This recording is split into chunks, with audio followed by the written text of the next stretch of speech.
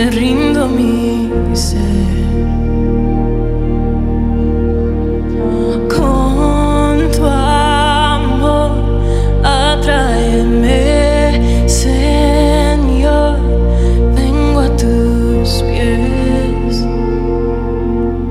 vengo a tus pies, a ti me rindo.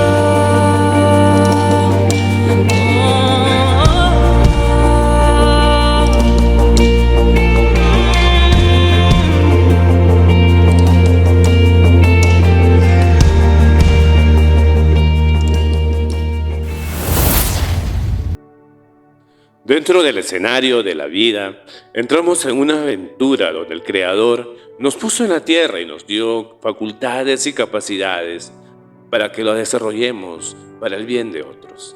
El simple hecho de nacer es una bendición dada por Dios. Y esa bendición está acompañada de una gran responsabilidad y es la de anunciar la grandeza y el poder de Dios. De esta forma, la boca, los ojos, las manos o el simple hecho de poder comunicar a otros esa grandeza se convierte en un talento, aquel que nos permite llevar un mensaje. Los cristianos debemos usar nuestros talentos y contagiar al mundo con la admiración, la fe y el reconocimiento de la grandeza hacia ese Dios. Dice la parábola de los talentos en el capítulo 25 del libro de Mateo, el verso 14, porque el reino de los cielos es como un hombre que yéndose lejos llamó a sus siervos y les entregó sus bienes. A uno dio 5 talentos y a otro 2 y a otro 1 y a cada uno conforme a su capacidad y luego se fue lejos. Y el que había recibido 5 talentos fue y negoció con ellos, y ganó otros 5 talentos. Asimismo, el que había recibido 2 ganó también otros 2. Pero el que había recibido 1 fue y cavó en la tierra y escondió el dinero de su señor. Después de mucho tiempo, vino el señor de aquellos siervos y arregló cuentas con ellos. Y llegando al que había recibido 5 talentos, trajo otros 5 talentos, diciendo: Señor, 5 talentos me entregaste, aquí tienes, he ganado otros 5 talentos sobre ellos. Y su señor le dijo: Bien, buen siervo y fiel, y sobre poco has sido fiel, sobre mucho te pondré. Entra en el gozo de tu señor. Llegando también al que había recibido otros 2 talentos, dijo: Señor, 2 talentos me entregaste, aquí tienes, he ganado otros 2 talentos sobre ellos. Su señor le dijo: Bien, buen siervo y fiel, sobre poco has sido fiel, sobre mucho te pondré, entra en el gozo de tu señor. Pero llegando también el que había recibido 1 talento, dijo: Señor, te conocía que eres hombre duro, que ciegas donde no sembraste y recoges donde no esparciste. Por lo cual tuve miedo y fui y escondí tu talento en la tierra, aquí tienes lo que es tuyo. Respondiendo su señor le dijo: Siervo malo y negligente, sabías que ciego donde no sembré y que recojo donde no esparcí. Por tanto debías haber dado mi dinero a los banqueros y al venir y hubiera recibido lo que es mío con los intereses. Quitadle pues el talento y dadlo al que tiene 10 talentos, porque al que tiene le será dado y tendrá más, y al que no tiene aún lo que tiene le será quitado. Y al siervo inútil echadle en las tinieblas de afuera, allí será el lloro y el crujir de dientes. Esta parábola nos muestra a Dios, a ese Dios mismo y a los hombres a quienes se nos ha entregado algo de valor, y con lo cual debemos de honrar al Creador. Se nos habla de una aparente distancia, aquella en la cual Dios entregó diversas cosas de valor y luego se apartó, ¿no? Para darles un espacio a sus siervos para que puedan trabajar con aquellas herramientas. La distancia y el tiempo vienen a ser una gran oportunidad para que el hombre trabaje en tanto que Dios regresa. Y se refiere a la historia de la visitación de Dios al mundo y también de su retorno a los cielos. Pero ese Cristo que se fue a los cielos, prometió volver.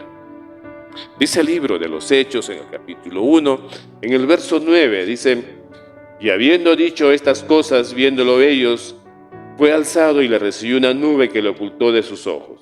Y estando ellos con los ojos puestos en el cielo, entre tanto que él se iba, He aquí se pusieron junto a ellos 2 varones con vestiduras blancas, los cuales también le dijeron: varones galileos, ¿por qué estáis mirando al cielo?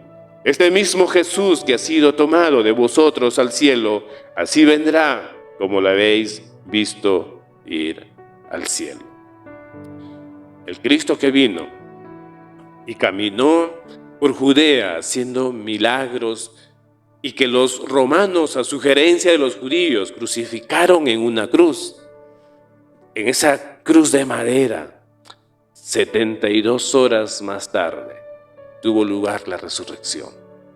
Y aquel Cristo vivo se le volvió a presentar a sus discípulos y a más de 500 personas. Ese Cristo prometió volver. Y en ese retorno, llamará a cuentas a los hombres.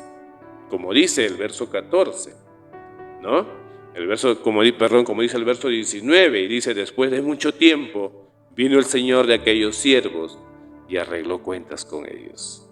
Después de mucho tiempo, dice. Es común ver millones de personas que estando en esta vida presente ignoran por completo la gran responsabilidad que tienen delante de ellos con esta vida que Dios les ha regalado. Aunque la vida que Dios nos ha entregado es gratis, esa gracia envuelve una gran responsabilidad. Y en gratitud a Dios debemos rendirle culto, reverencia, gloria, reconocimiento, adoración, alabanza y exaltar su grandeza, comunicándonos a otros sobre la luz de Dios. Porque el mundo está envuelto en tinieblas a causa de la ceguera que produce el pecado. Y no pueden ver a Dios, ¿no? Eso dice 2 Corintios, en el capítulo 4, en el verso 4, dice: en los cuales el Dios de este siglo cegó el entendimiento de los incrédulos para que no les resplandezca la luz del Evangelio de la gloria de Cristo, el cual es la imagen de Dios. ¿No? Entonces, cuando nosotros vemos esta situación, podemos ver que el hombre en esta tierra se encuentra en un escenario de guerra. Y esa guerra es entre la luz y las tinieblas. Y Dios nos guía a aquellos que hemos visto la luz, a llevar a otros hacia Jesucristo mismo, que es la luz.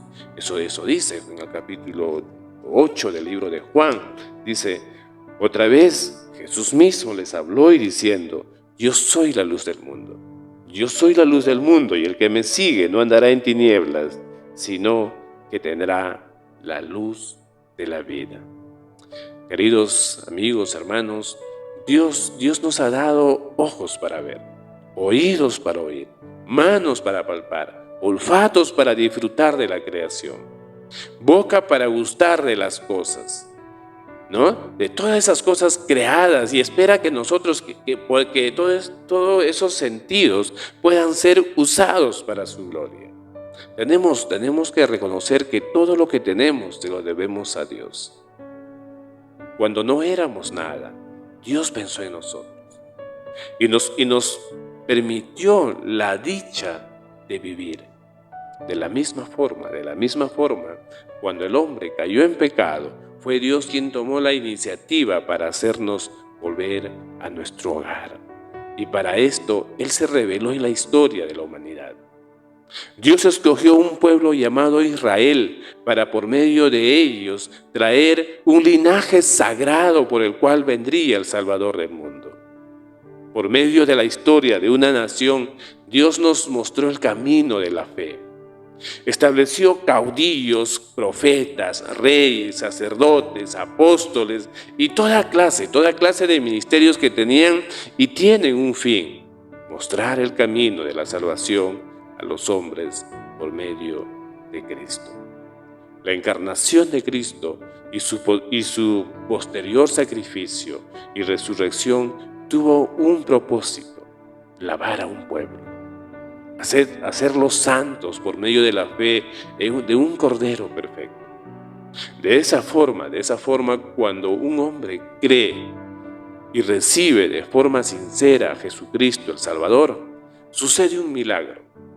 Y ese milagro se evidencia en la santificación.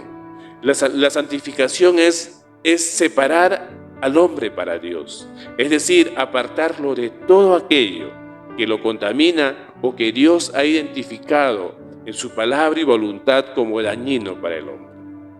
Porque tenemos un Dios santo que requiere santidad en sus siervos. De otra forma sería imposible entrar en la presencia de Dios, ¿no? Primera de Corintios, en el capítulo 12, nos va a enseñar sobre los dones y los talentos. Dice el verso 4 del capítulo 12, dice: ahora bien, hay diversidad de dones, dice, pero el Espíritu es el mismo. Dice, y hay diversidad de ministerios, pero el Señor es el mismo. Y hay diversidad de operaciones, pero Dios, que hace todas las cosas en todos, es el mismo. Pero a cada uno le es dada la manifestación del Espíritu para provecho, ¿no? Entonces, lo que el hombre tiene procede de Dios mismo. No se trata de sabiduría humana, sino del poder de Dios en acción obrando entre los hombres. Dice, diferentes dones, diferentes ministerios y frutos que nacen de Dios mismo. Esos dones les fueron entregados a los hombres. Es decir, no son propiedad de los hombres, sino que son propiedad de Dios, que nos lo da para que puedan ser usados para edificación y no para gloria humana, ¿no? Hoy muchos llamados líderes, ¿no? se jactan de todo lo que pueden hacer o lo que han alcanzado, como si fuese gloria suya. Es para la gloria de Dios. Cada don posee una función diferente que debe de ser usada para hacer la voluntad de Dios. Cada uno de ellos tiene una meta, y es ganar almas para el reino de los cielos. Seguro que a ti, querido hermano, también Dios te dio un don. Por eso la pregunta que debemos de hacernos es: ¿estamos usando nuestros dones y talentos para ganar almas para el reino de Dios? Quizás usted no sea el mejor orador o predicador, tampoco sea el mejor de los cantantes o evangelistas. Sin embargo, en su interior existe el deseo puesto por Dios de llevar el mensaje de paz al mundo. Hay diferentes oportunidades para llevarlos a otros. Tal vez en el simple hecho de que usted pueda andar en santidad sin siquiera hablar una sola palabra, puede hacer ver a los hombres que Dios existe y en usted ha hecho una diferencia. Quizás pueda hacerles ver a otros que existe un contraste entre su antigua vida de pecado y la nueva vida en Cristo, esa vida que ahora vive en la fe de Jesucristo. Hay muchas oportunidades que sirven para llevar el mensaje de justicia a aquellos que necesitan ver la luz, que pueda mostrarles eso en sus vidas. En la parábola de los talentos, pudimos ver que a algunos siervos Dios le dio mayor cantidad de talentos que a otros, pero esperaba que todos usaran esas cantidades y ganaran aún más para Él. Esto nos dice que en la diversidad de ministerios que puedan haber, hay unos que pueden servir de mayor fruto que otros, pero el fin es el mismo. Dios no mira las cantidades, sino simplemente la acción de aquello que hicimos con lo que se nos ha entregado. Dios no nos pone en competencia unos con otros, pero espera que esperemos, que trabajemos y que prosperemos. Es imposible quedarse de brazos y no hacer nada. Esto no le agrada a Dios. Dios no es un Dios de ociosos, sino un Dios de gente que trabaja y va hacia adelante. Es por esto que hay que comenzar a hacer el trabajo. A veces es simplemente eso lo que se necesita, ese momento de empezar. Pero una vez que se empieza, Dios es el que empieza, es el que nos ayuda a seguir. En cierta ocasión, Pablo y Silas como siervos de Dios, se encontraban predicando la palabra de Dios por diferentes lugares, y en eso llegan a Filipos. Ahí pusieron a funcionar sus talentos dados por Dios, anunciando el mensaje de salvación. Diferentes personas escuchaban sus palabras y creyeron a Dios. Hubo muchas conversiones y liberaciones. Entre ellos estaba una muchacha que tenía un espíritu inmundo de adivinación y quedó libre. Ella trabajaba para otras personas, y al ver que la mujer ya no ejercía como adivina, se enojaron contra los predicadores y instigaron a todo el pueblo y a las autoridades para que los predicadores fueran encarcelados. Acusaron a Pablo y a Silas de ser judíos alborotadores que enseñaban costumbres y prácticas opuestas a los romanos. Estas acusaciones hicieron que los predicadores fueran azotados de inmediato, y se les trató como a los peores criminales, ¿no? Y se les puso en la cárcel, en una cárcel de máxima seguridad, e incluso los pusieron en el cepo. El cepo eran unas piezas de madera grandes y pesadas que producían gran incomodidad, ya que obligaba al prisionero a dormir sentado o echándose boca abajo, ¿no? Y en el suelo ahí era casi imposible cambiar de posición para evitar los calambres. Allí en el cepo, los predicadores se encontraban inmóviles de pies y manos. No solo eso, estaban malheridos y con múltiples golpes y azotes que habían recibido. A veces vienen situaciones en la vida que parecieran impedir que nuestros talentos sean desarrollados a plenitud.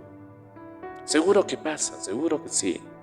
Pareciera que existe una conspiración que procura impedir que los hombres puedan ir hacia adelante.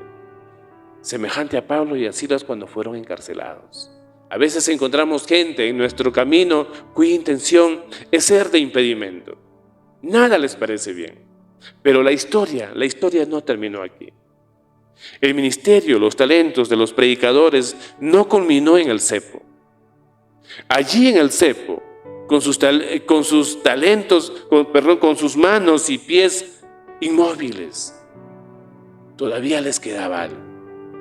Y ese algo era la fe, era la esperanza, era la alabanza que no se fue de sus gargantas. En medio de aquella agonía, algo sucedió, y fue más. Fue que en el énfasis de los predicadores no se encontró, no se centró en el dolor de sus espaldas lastimadas por los cortantes látigos. Tampoco se concentró en lo que estaban viviendo en ese momento.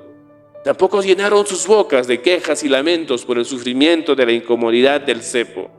En cambio, pusieron en Dios su confianza. Empezaron a alabar y glorificar a Dios en aquella cárcel. Aunque Pablo y Silas, aislados, todavía presos, se podían escuchar sus palabras. Incluso el carcelero podía escucharlos. Y lo que escucharan no eran quejas, eran alabanzas, eran himnos dedicados a Jesucristo. Eran testimonios del poder y del amor de Dios. Los oidores estaban extrañados, no podían comprender cómo era posible que en medio del dolor todavía hubiera alabanza en sus bocas. Allí escuchaban en silencio y reflexionando sobre el mensaje de la cruz de Jesús. Pero algo sucedió. En medio de aquellas alabanzas hubo un estruendo. Un terremoto hizo tambalear la cárcel. Se abrieron las puertas y las cadenas se soltaron. El carcelero se llenó de temor. Según la ley romana, si los presos escapaban, él pagaría con su propia vida, pues era responsable de ellos. El carcelero estaba turbado. Sabía que si los presos se habían soltado, y agarró, lo primero que hizo, tomó su espada e iba a intentar contra su propia vida. Prefería morir por su propia mano que caer en las manos de los verdugos romanos. Pero antes que cometiera aquel suicidio, se escuchó la voz de Pablo. que le impidió hacerse mal alguno. El carcelero no podía creer que aquellos hombres no hubieran escapado. Él cayó a sus pies lleno de temor. Clamaba por la misericordia de Dios, el Dios que Pablo predicaba. Desde aquella hora su vida cambió cuando le abrió las puertas a Jesucristo. De repente, el verdugo carcelero ahora era su sanador y hospedador. Ese escenario de los predicadores cambió para bien. Ahora fueron libres y se fueron a otros lugares. Y esta historia, queridos amigos, queridos hermanos, es una muestra de cómo los talentos dados por Dios pueden ser usados y no permitir que nada ni nadie nos detenga. Si Dios es el que va con nosotros, ¿quién contra nosotros? La parábola nos dice claramente que los hombres, dice, serán llevados a rendir cuentas al Creador por toda cosa hecha en la tierra. Y eso incluye la mayordomía que Dios nos ha entregado en toda la clase de áreas. Para unos este encuentro con el Creador de todas las cosas será grato, ¿no? Y de gozo el poder presentar ganancias de lo que le fue entregado. Sin embargo, para otros será un momento de vergüenza y confusión perpetua al no poder presentar fruto en sus manos. Dios no admitirá en las moradas eternas a ociosos ni gente irresponsable y necia. Dios ama a los que trabajan. Podemos nosotros afirmar con sinceridad que estamos trabajando para el reino de Dios. Se nos dice en la parábola de los talentos que un hombre se enojó en extremo contra sus siervos, quienes no tuvieron ganancia alguna con el talento entregado. Ahora, ¿por qué el hombre reaccionó de esta forma airada? La razón del coraje de aquel hombre es ver esa actitud de perdedores, esa actitud de conformistas, gente sin visión alguna, gente sin fe, ociosos en todo lo que hacen. El hombre esperaba otra clase de actitud de aquellos hombres en los que él depositó su confianza. Esperaba que le pusieran fe, atención y diligencia a todo aquello que le fue entregado. En cambio, algunos no hicieron absolutamente nada. Lo que sucede es que para hacer las cosas en la vida se necesita poner amor en todo lo que tú hagas. Poner amor y empeño en lo que se hace. Cuando un hombre se esmera en hacer una obra es porque le pone interés, esmero y dedicación a lo que hace. Hay que tener amor hacia lo que uno hace. Si no hay amor, no hay un motor para llevar a cabo nada. Es lo que se refiere al reino, en lo que se refiere al reino de los cielos. El amor es esencial. Dice 1 Corintios, mira lo que dice en 1 Corintios en el capítulo 13. 1 Corintios capítulo 13. Dice, si yo hablase lenguas humanas y angelicales y no tengo amor, vengo a ser como metal que resuena o címbalo que retiñe. Y si tuviese profecía y entendiese todos los ministerios y toda ciencia, y si tuviese toda la fe, de tal manera que trasladase los montes y no tengo amor, dice, nada soy. Dice, y si repartiese todos mis bienes para dar de comer a los pobres, y si entregase mi cuerpo para ser quemado, y no tengo amor, dice, de nada me sirve. Y el capítulo sigue hablando y continúa hablando del amor a través de la vida, hasta que llegamos donde estamos, y dice, y ahora permanecen, dice, la fe, la esperanza y el amor, estos tres, pero el mayor de ellos es el amor. El mayor de ellos es el amor. Hermanos, esta parábola nos lleva a reflexionar y pedirle perdón a Dios por nuestra falta de amor. Es imposible lograr nada bueno si no fuimos motivados desde el interior por ese verdadero deseo de hacer el bien. También vemos el tiempo en la parábola, ¿no? Como humanos tenemos que reconocer que Dios nos ha entregado una responsabilidad y algo que cumplir, y nos ha señalado un tiempo. Mientras los segundos, los minutos y horas pasan, es tiempo que se va y ya no vuelve.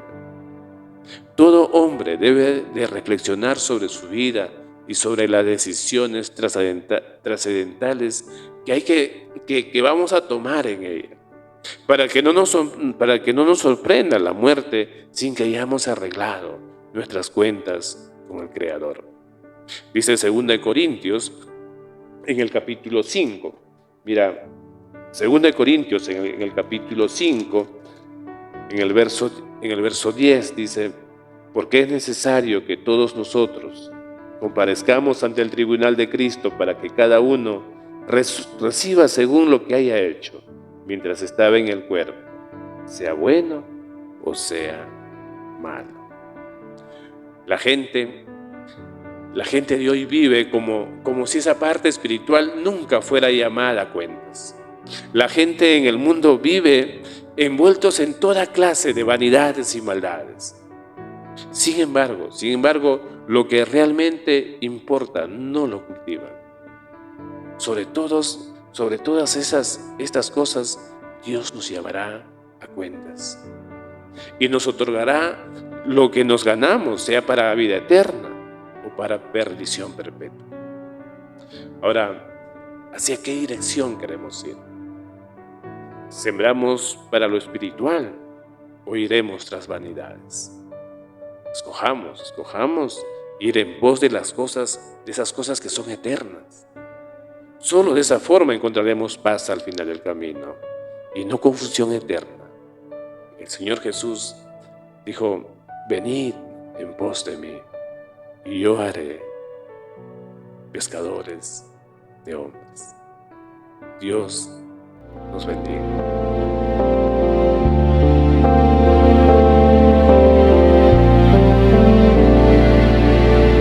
Quiero llevarte a todo lugar conmigo. Quiero que entre la gente seas conocido. Yo de ti no me avergüenzo, eres mi Dios. Quiero llevar tu voz por todo camino y de tu amor hablar con desconocidos. Al lugar donde trabajo, a la escuela y donde viajo, te quiero llevar. Fuera del templo y la religión, por todo pueblo y toda región, entre las gentes que vagan hoy, sin rumbo fijo, sin dirección, entre las plazas de mi ciudad, en donde hay tanta necesidad, por todas partes te llevaré, pues no hay paredes que te puedan esconder.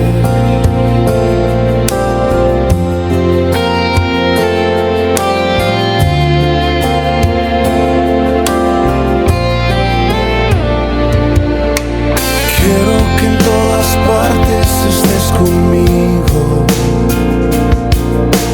en mis conversaciones con mis amigos. Quiero que tú seas el centro de atención. Quiero que seas el punto de referencia y caminar consciente de tu presencia. Al hacer un comentario en mis pláticas a diario, tú debes estar. Fuera del templo y la religión, por todo pueblo y toda región, entre entre las gentes que vagan hoy, sin rumbo fijo, sin dirección, entre las plazas de mi ciudad, en donde hay tanta necesidad. Por todas partes te llevaré, pues no hay paredes que te